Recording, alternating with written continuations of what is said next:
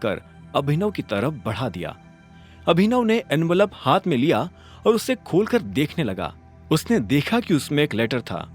अभिनव ने उस लेटर को पढ़ा और हैरान होकर मैनेजर की तरफ देखते हुए बोला, आप मुझे नौकरी से निकाल रहे हैं? यह सुनते ही मैनेजर के चेहरे पर मुस्कान आ गई और वो बोला, क्या बात है, मुझे तो लगा था तुम्हें पढ़ना भी नहीं आता होगा, लेकिन अच्छा है कि तुमने ये सब खुद ही पढ़ लिया।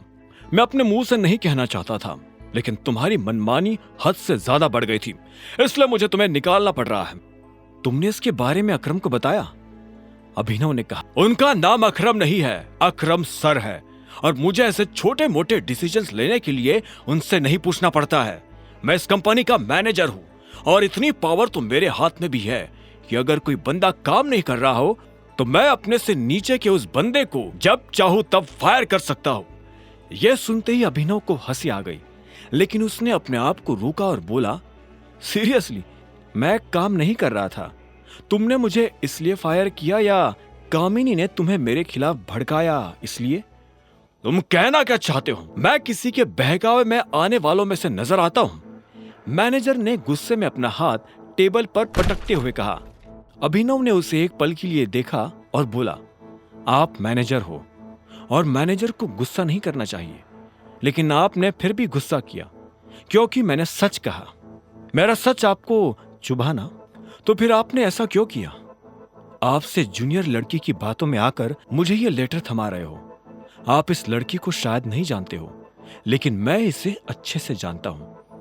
इसने हमारे कॉलेज से लोगों को भड़काने और बेवकूफ बनाने में मास्टर्स किया है, और इससे पहले कि अभिनव आगे कुछ कह पाता, उसने देखा कि मैनेजर गुस्से में उसकी तरफ बढ़ रहा था। वो अभिनव पर हाथ उठाने वाला था, लेकिन इससे पहले कि उसका हाथ अभिनव के गाल पर पड़ता, अभिनव ने उसका हाथ बीच में ही पकड़ लिया था।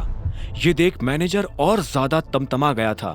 उसने अपना हाथ छुड़वाने की कोशिश की, लेकिन अभिनव की गिरफ्त इतनी मजबूत थी कि मैनेजर की ताकत रत्ती भर का काम नहीं कर रही थी।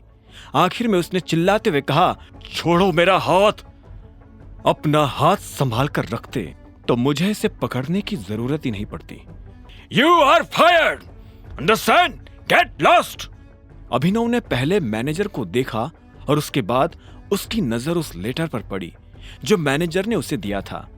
अभिनव ने तरीके से उस लेटर को फोल्ड किया, फिर से उसी लिफाफे में डाला और मैनेजर के मुंह पर मारते हुए बोला, मैं जा रहा हूं, तुम्हारी कंपनी तुम्हें को मुबारक, जड़ बुद्धि कही के। अभिनव ने एक कैब बुक की और गुड़गांव की सड़कों पर इधर से उधर घूमने लगा। साहब, ये तो बताओ कि जाना कहाँ है? जब ड्राइवर ने अभिनव से यह सवाल पूछा तो जवाब में अभिनव ने कहा, जहां जाना था वहीं से तो आ रहा हूं। मैं समझा नहीं। पता है, गाड़ी चलाते रहो। ड्राइवर कुछ देर तक इधर से उधर गाड़ी चला ही रहा था कि अचानक उसने बीच में गाड़ी रोक दी। उसने देखा कि सड़क के बीचों बीच एक बैरिकेड लगा हुआ था।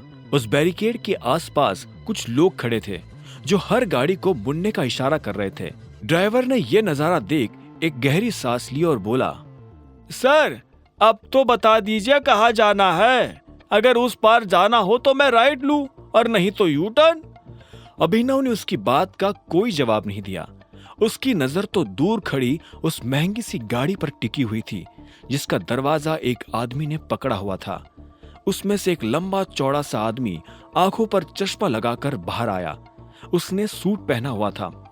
जैसे ही वो बाहर आया तो इतने में उसके गार्ड्स उसके आसपास आकर जमा हो गए। ये आदमी कौन है? अरे सर, आप इनको नहीं जानते? ये है दिग्पाल छिंगावत। टाइगर के बाद अगर पूरे गुड़गांव में किसी की तूती बोलती है तो वो इन्हीं की बोलती है। वो दिल से ये चाहता था कि उसे बस एक बार दिग्पाल से मिलने का मौका मिल जाए। आज उसे वो मौका मिल गया था। वो ये देखना चाहता था कि आखिर दिग्पाल दिखता कैसा है। ट्रिपोर, मैं यही उतर रहा हूं, अभिनव ने कहा और गाड़ी की पिछली सीट पर पैसे रखकर कैब से बाहर निकल गया। वो सीधा उस बिल्डिंग की तरफ बढ़ते जा रहा था जहां दिग्पाल गया था। इस बीच अभिनव के दिमाग में कई सारी बातें चल रही थी। उसने जब दिग्पाल को इतने बड़े जत्थे के साथ देखा तो उसे ख्याल आया कि अगर दिग्पाल जैसा आदमी इतने बड़े जत्थे के साथ चल सकता है तो फिर उस दिन उसके पिता इतने बड़े जत्थे के साथ क्यों नहीं चल रहे थे? अगर उनके पास भी इतना बड़ा जत्था होता तो शायद आज वो अभिनव के साथ होते। ओए! अभिनव उस बिल्डिंग के अंदर दाखिल होने ही वाला था कि तभी उसे पीछे से एक आदमी की आवाज आई। वो आदमी अभिनव को रोकने का इशारा कर रहा था, लेकिन इससे पहले कि वो अभिनव को रोक पाता, अभिनव बिल्डिंग के अंदर दाखिल हुआ और उस भीड़ में गायब हो गया। इस बीच उसे लॉबी में किसी के चलने की आवाज आई।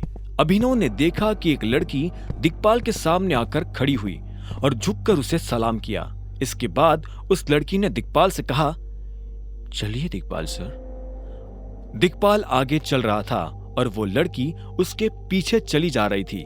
दोनों आपस में कुछ बात कर रहे थे। वो अपनी बाईं तरफ बने दरवाजे की तरफ बढ़ते जा रहे थे। अभिनव ने भी उसके पीछे जाने की ठान ली थी, लेकिन इससे पहले कि वो दिक्पाल का पीछा कर पाता, इतने में एक हाथ ने अभिनव के कंधे को जकड़ लिया।